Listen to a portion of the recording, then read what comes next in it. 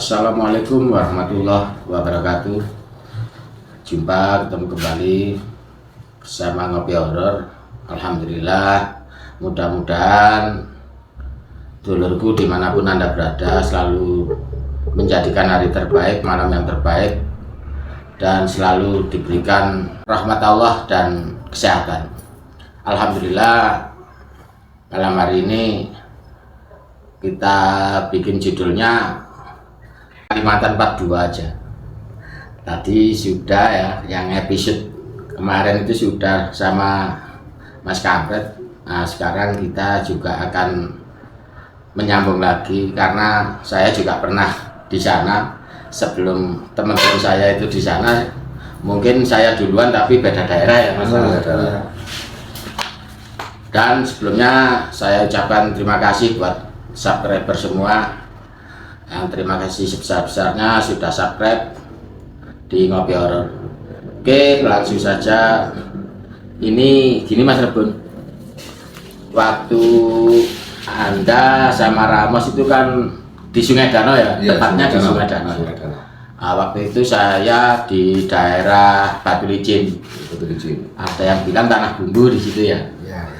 Nah, kebetulan Mas Ramos tapi tahu yang di sana juga pernah Mas Ramos. Tapi sesudah saya Mas Ramos ya. Iya. Waktu itu saya dibilang saja di stopelnya di Lianganggang itu Mas Ramos. Iya. Nah, saya juga sama kayak Mas Rebun, kayak Mas Ramos itu waktu pertama kali datang itu juga bingung. Dalam artian bingung itu asing lah bagi kita ya. Iya. Jadi kebetulan memang daerahnya seperti itu. Di stopel itu banyak anjing. Iya. Dan karena daerahnya rawa-rawa, untuk sadarnya tongkang Mas Rebun ya. Jadi kalau siang jam 9 itu monyetnya pada datang Mas Ramos ya. Kita udah masak-masak, akhirnya lupa kunci dapur. Habis dihabisin monyet-monyet liar itu. Nah, jadi ini ada cerita Mas Ramos waktu saya di Lianganggang itu. Kebetulan seperti ceritanya Mas Ramos itu kan banyak monyet. Kebetulan saya sama waktu itu sama Mas Gondreng, Mas Andri, Mas Noto, terus Gombes, Mas Bidin itu, Mas Jebe. Pada suatu saat itu kan kita sibuk. Dalam artian sibuk itu kalau monyet sudah datang, kita waktu giling batu bara atau ngeraser, itu kan kita nggak sempat melihat di mes. Iya.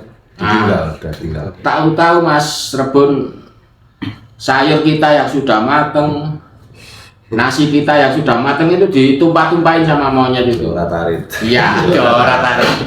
Akhirnya angkel ya, pegelen. Suatu saat itu kita sambil kerja itu ada yang ngawasi mes kita. Di situ sudah dipersiapkan jebakan. Mas Andri itu, Mas Gondreng itu bikin jebakan dari bekasnya filter udaranya Exa, kan besar itu. Ya, berlubang. Berlubang-lubang kan. Kita nggak usah bikin kayak sangkar kan sudah jadi kayak sangkar, tinggal nutup belakang dan depannya aja. Itu dikasih umpan, waktu itu dikasih umpan pisang, terus dikasih tali. Jadi kalau monyet itu bisa masuk ngambil pisangnya Mas Ramos, otomatis talinya turun pintunya nutup. Nah, pada saat itu ini cerita horornya nanti di belakang ini. Pada saat itu waktu kita kerja, waktu kita mau istirahat makan siang kan pulang Mas Ramos. Kemes mau makan. Lah ternyata Mas Rebun itu ada satu monyet nasib perangkap. Jadi ribut kita, dalam artian ribut itu ya seneng ya gimana ya. Susah. Iya, jebakan kita kan berhasil. Akhirnya semua nggak ada yang berani nangkep Mas Ramos. Lala. Enggak, iya. Namanya monyet liar, kita nggak ada yang berani nangkap. Akhirnya yang nangkap bertiga, bawa karung kosong bekas itu ditutupin gini, terus Mas Gondreng itu megang lehernya, saya megang kakinya, Mas Noto megang tangannya. Akhirnya monyet tadi diikat di pinggangnya, diikat di pinggang, ditaruh di luar mes. Kan kebetulan ada jemuran baju, Ya. tapi yang agak sebelah utara. Akhirnya dikasih tali, terus kita kasih makan. Kita tinggal kerja lagi habis istirahat itu. Waktu sore temennya itu datang Mas, gerombolan monyet itu datang, kepingin bebasin temennya. Iya. Jadi yang dari pohon bako di tepinya itu kan Bagus semua. Ya. pohon bako sama Sawit. kayak Sawit.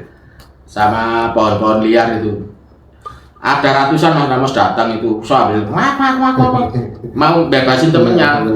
Jadi buka talinya nggak bisa, mau nggak bisa, cuman ada yang goyang dahan apa itu bako itu bikin Kayak mau mainan. nyerang. Iya, mau nyerang. Jadi kita setelah kerja itu mau betulin talinya itu kebetulan ngelilit monyet yang kita ikat tadi. Nggak berani karena temennya banyak di situ. Kita maju, dia mau nyerang. Kita mundur, dia malah maju. Akhirnya kita biarin dulu. Malamnya kok kelihatan sepi, didatengin sama Mas Gondreng itu, monyet yang diikat tadi. Ternyata sudah mati Mas Ramos. Mati dalam keadaan ya sebenarnya kita mau memelihara, bukan untuk membunuh. Terikat. Kebelit sendiri lehernya. Iya Mas Rebun. Akhirnya mati kita kubur. Setelah itu malamnya saya sama Mas Andri itu mimpinya sama. Jadi kita itu seolah-olah sama apa kalau orang Jawa ketindian, ngelindur kayak apa ya? Kalau bahasa Indonesianya rep-repan lah. Jadi saya sama Mas Andri itu sama-sama mimpi didatangin monyet besar. Monyet besar itu tapi warnanya putih. Itu bilang gini sama saya, kenapa kamu tangkap anak saya? Orang anak saya nggak ganggu. Saya nangkep, mau saya kasih makan, saya pelihara. Terus saya mau diikat, Mas Ramos mau ditarik sama monyet tadi, mau diseret. Nah, yang bangunin saya Mas Jebe. Saya dibangunin Mas Andri tadi, yang dibangunin sama Mas Noto, sama-sama ngigo gitu loh. Jadi terus setelah kita sadar ditanya Mas Jebe itu mimpi apa? Saya cerita mimpi didatangin monyet besar, mau diseret, mau ditarik-tarik. Lah Mas Gondreng tadi ditanyain sama mimpinya. Nah setelah itu besoknya nggak berani Mas Ramos kita ngusik lagi monyet itu, nggak berani. Yang penting kita rapikan makanan itu. Akhirnya ventilasi di dapur itu kita tutup semua rapat. Nah pada satu ketika seperti Mas Rebun sama Mas Ramos, kalau nggak ada kerjaan giling kita kan santai. Anak-anak mancing. Kebetulan ada perahu kecil kelotok itu. Iya, kelotok. Saya bawa kelotok sendirian, bawa perahu kecil itu. Saya nyusur sungai. Sambil bawa ke tepel. Nah, setelah itu dari mes kita itu airnya pas-pasan, lagi pasang itu. Jadi kita keluarkan kelotok kan enak kalau pasang. Kita udah nyampe jauh, kira-kira dari mes itu ya ada kalau 2 kilo. Tahu-tahu saya didatengin monyet Mas Ramos. Lah monyet itu yang jenis kera ekor panjang itu jumlahnya kira-kira ada 40 ekor. Terus yang bekantannya itu ada kira-kira 50 ekor. Jadi dia terjun dari, kan ini sungai, kanan kirinya kan hutan. Jadi yang monyet ekor panjang, kera ekor panjang itu dari sebelah kiri, yang bekantannya itu dari sebelah kanan. Jadi dia langsung terjun jebur ke air yang mau sungai yang mau saya lewatin itu. Jadi waduh ini kalau sendirian saya takut diserang, takut dimasal. Kalau dimasal orang kan bisa jangan salah apa saya, kalau monyet kan nggak bisa. Akhirnya saya puter perahunya, saya puter, saya balik ke mes itu. Dan ini ada lagi satu cerita yang di Palaban, Mas Ramos. Oh ya, ya. Di Palaban itu saya sama Pak D itu kan pernah diceritain ini ada kuburannya kan Pak D Iya, tahu. Muadi. Nah, itu saya waktu itu Palaban itu kan masih sepi, Mas Ramos ya. Di situ saya kepingin berak malam itu, perutnya sakit, kan nggak ada lagi kecuali ke sungai itu, mau buang air itu. Nah, saya ingat dibilangin Pak D Muadi itu, hati-hati kan bikin kuburannya itu. Tak inget-inget lah, mau lewat mana lagi, jalannya kan cuma satu. Nah terus saya nekat udah nggak kuat nahan, nekat di situ sambil bawa dulu kan ada korek yang ada senternya itu. Nah bawa itu saya. Setelah kita persiapan mau beol, ternyata ada orang nangis-nangis Mas di situ. Ada orang nangis-nangis, merintih, nangis gitu. Tak cariin dulu sebelum saya masuk ke air, tak cariin loh. Kan di sebelah Pangeran itu ada kayak pondok di sawah itu Mas Ramos untuk orang nanam padi gogo itu loh. Kirain ada orang yang nginep di situ, di pondok itu, di gobok itu. Terus kok tak liatin, tapi senternya kan nggak nyampe itu. Terus kok mana suaranya orang nangis itu? Ternyata di situ nggak di goboknya, di sebelahnya kan ada pohon agak besar itu. Di situ ada cewek pakai baju putih itu sambil nangis sambil melambaikan tangan ngawi-ngawi. Saya suruh mungkin saya suruh mendekat. Akhirnya tak liatin, waduh ini nggak bener ini, bukan cewek beneran ini. Jadi langsung balik ke mes lagi, nggak jadi beol saya, tak tinggal. Nah mungkin itu saja Mas Rebun sama Mas Ramos. Nah ini saya kepingin tahu cerita yang motornya kebakar itu gimana itu waktu di Sungai Danau ya? Sungai Danau. Iya, Sungai Danau itu kalau orang sana ini bilangnya itu Sungai Tujuh Teluk Berhantu katanya orang sana. Makanya suruh hati-hati beneran. Kayak gitu ada aja masalah sana. Waktu penggilingan, waktu odeng apalah itu ada aja. Makanya kita 1 tahun di situ itu banyak kejadian aneh. Tapi selama itu ya mungkin sudah bosan mengganggu. Gitu. Karena gini Mas Rebun, maaf ya, yang diganggu juga sama-sama. Jadi hantunya itu bingung juga. Waktu itu peda Win itu kan buat kendaraan inventaris di PT itu. Win ya tek-tek ya. Betulin rusak. Nggak tahu kenapa nggak ada orang bakar, karena tiba-tiba kebakaran. Motornya tadi. Padahal nggak nyala kan dipakai. Nah itu waktu dihidupin sudah nyala. Waktu ditaruh, nah tiba-tiba kebakaran. Lah ini aneh. Nggak ada padahal kita tinggal ke mancing kan. Oh iya. Itu yang ada di sana itu Mas Noto. Oh. Ya, jadi sempat diselamatkan apa enggak motornya? Iya sempat selamatkan. Kita lari dari waktu jaraknya pelabuhan ke Mas kan jaraknya berapa meter? Pakaian semua. Pakaian semua. Habis. Itu di dalam mes bakaran itu. Di dalam mes. Motornya kan parkir. Ya di dalam depan empernya. Ini enggak di dalamnya kan diparkirkan. Oh di dalam. Udah parkir enggak kemana-mana yang diparkirkan. Habis dipanas di luar parkirkan. Enggak ada masak, enggak ada apa. Kita semua di luar. Mancing lah, refreshing. Ya. Tiba-tiba kebakaran. Habis semua sayur. Ya kenapa itu? Ya mungkin dari situ kita ya harus lagi bertanya kepada orangnya emang gimana ya? Kurang apa? Kurang apa lagi gitu. Atau melanggar apa kita? Bingung kita. Kita tamu dalam artian kita juga nggak tahu. Nggak tahu ya. Tradisi atau adat istiadat di situ kan yang penting kita niatnya bekerja aja. Jadi ya. Kalau di sini kan mungkin ada apa itu nasi untuk sejak. Oh iya, ya biasanya ada. Nah, di sana kan kita juga anak muda nggak ngerti gitu. Sajen apa? Ngerti. Pokok pantangannya kita menyiapkan sesajen apa karena kita pendatang baru, wah, istilahnya untuk Kulon Wun lah, ibaratnya seperti itu. Kayak gini mungkin kayak gini. Kalau orang Jawa sama orang sana kan nggak sama.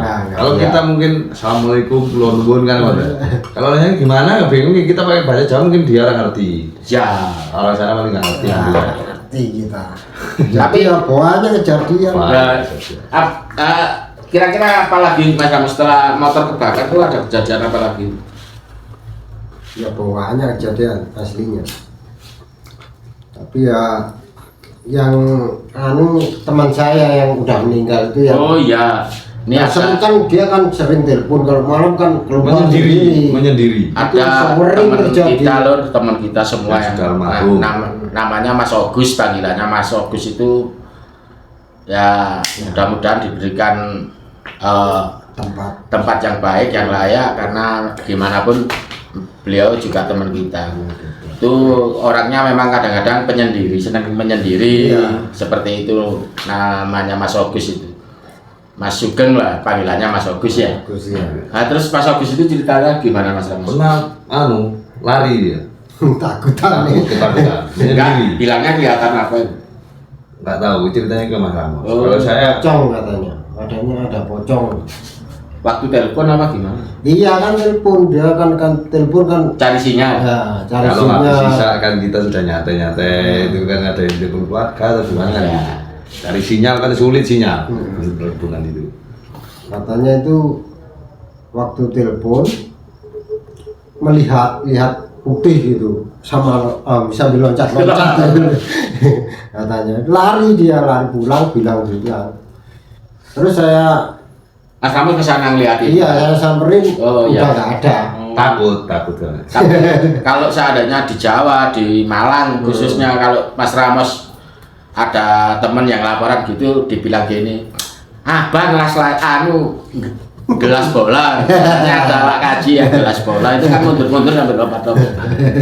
Kalau di sana ya sama-sama takut. Saya nggak ngerti seluk-beluknya. Iya betul. Mungkin cukup seperti itu kan? Ya, Apa cukup. tambah lagi Mas? Sudah itu aja. Yang mungkin yang horor paling menakutkan cuma itu. Yang di episode sebelumnya sudah yang itu yang paling menakutkan, yang mau memakan orang itu. Oh, itu paling menakutkan. Jadi begini dulurku, ya namanya kita juga pendatang, dimanapun tempatnya, paling enggak kita tahu tata cara, tradisi ataupun adat istiadat, dan kita memang kesananya bekerja dan niatnya baik, niat bekerja. Jadi alhamdulillah sampai pulang kembali ke Malang kita nggak ada apa-apa. Mungkin seperti itu dulurku. Ada kurang lebihnya, kita bertiga mohon maaf dan ambil hikmahnya dari perbincangan kita ataupun pengalaman kita ini, ambil hikmahnya, ambil yang baik, jangan buang yang buruk. Mungkin seperti itu. Apabila ada tutur kata yang salah, mohon maaf sebesar-besarnya, dan assalamualaikum warahmatullahi wabarakatuh. Waalaikumsalam.